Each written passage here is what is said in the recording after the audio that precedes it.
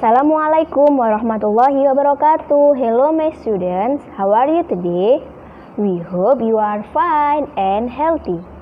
Oke, hari ini kita akan review tema 4, subtema 4.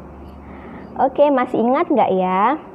Di subtema 4 kita sudah belajar apa saja?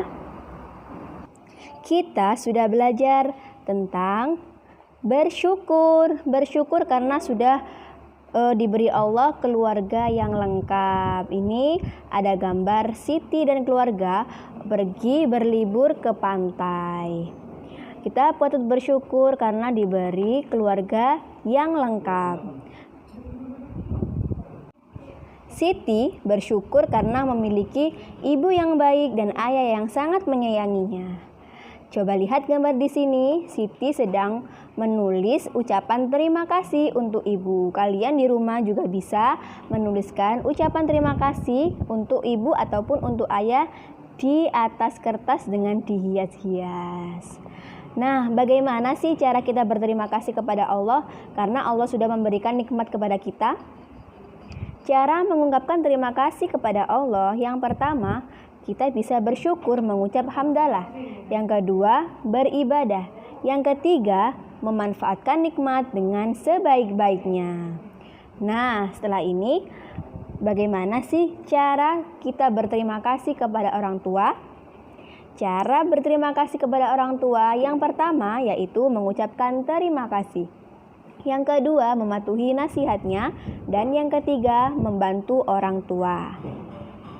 Nah, anak-anak, kebersamaan dengan keluarga bisa dilakukan dengan apa saja. Kita juga bisa mengisi waktu luang kita dengan berkreasi seperti meronce. Meronce yaitu kegiatan menyusun atau merangkai benda yang dilubangi, disusun menjadi satu menggunakan tali atau benang. Nah, bagaimana sih cara meronce yang benar itu? Kali ini kita akan meronce dari bahan alam. Yang pertama, kita siapkan dulu benang atau senar yang elastis. Jika tidak ada senar, kita bisa menggunakan benang kasur. Yang kedua, alat atau bahan yang perlu kita siapkan adalah bahan alam seperti daun kecil yang kering, batang daun pepaya, batang daun singkong, biji-bijian seperti biji pete, cina, ataupun kerang. Yang ketiga, kita bisa meronce dengan bahan dasar yang sudah kita siapkan dengan biji, daun, batang, ataupun kerang. Lakukan dengan hati-hati ya. Selain meronce, kerajinan alam yang bisa kita gunakan untuk berkreasi adalah membuat figura dari bahan alam. Nah, tentu kebersamaan dengan keluarga harus kita abadikan, kita simpan dan kita tempelkan di rumah agar menjadi kenang-kenangan. Kira-kira bahan alam apa saja ya yang bisa kita gunakan sebagai figura? Oke, kita belajar cara membuatnya ya. Yang pertama, siapkan ranting kayu atau kayu bekas seadanya yang ada di rumah. Kemudian yang kedua, buat bingkai dengan merangkai ranting atau kayu dengan bentuk persegi. Kalian kemarin kan sudah membuat dengan ayah atau bunda ya, sudah dikumpulkan ke ustazah. Kemudian kalau sudah, kita ikat ranting setiap sudut dan diberi tali ya, tali yang sudah kita siapkan tadi. Kemudian kita bisa menghias pinggiran bingkai kayu tadi itu dengan biji, kerang, ataupun bahan alam yang lainnya. Setelah sudah selesai, kita bisa menempelkan foto keluarga kita. Setelah kita berkreasi dengan bahan-bahan alam, sekarang kita coba belajar membandingkan berat benda. Benda apa saja yang akan kita bandingkan? Benda yang ada di sekitar kita bisa kita manfaatkan untuk pembelajaran. Coba lihat gambar di sini. Di sini ada gambar neraca atau timbangan.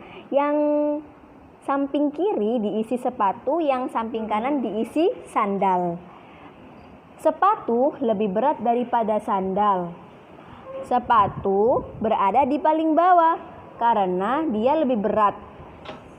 Kemudian kita lanjut lagi ya. Oke, sekarang di sini sudah ada gambar timbangan dengan ember dan juga sapu. Kita lihat mana ya yang lebih berat. Kalau dia berada di paling bawah berarti dia adalah benda yang berat. Kalau di atas dia bendanya ringan. Di sini berarti yang lebih berat mana ya? Oke, ember ya yang berat. Oke. Kemudian membandingkan benda ini bisa kita lakukan bersama-sama, bisa dengan orang tua ataupun saudara kita. Nah, di sini kemarin Ustazah sudah mempraktekkan membandingkan benda menggunakan alat ukur berat yang tidak baku, yaitu kita menggunakan gantungan baju. Gantungan baju yang kita kasih tali, kemudian kita kasih benda di sisi kanan dan sisi kiri. Coba lihat gambar di sini. Ada gambar mobil dan di sisi selanjutnya ada 3 kelereng. Oh, bukan 3 ya, 5 kelereng. Berarti mobil-mobilan beratnya sama dengan 5 kelereng. Gantungan baju yang satunya ada gambar bebek yang setara dengan 3 kelereng. Jadi berat satu bebek karet ini sama dengan 3 kelereng. Kemudian kita tambahkan yuk, berat mobil-mobilan ditambahkan dengan berat karet. Mobil-mobilan 5, bebeknya 3. 5 ditambah 3 sama dengan 8. Jadi berat keduanya adalah 8 kelereng.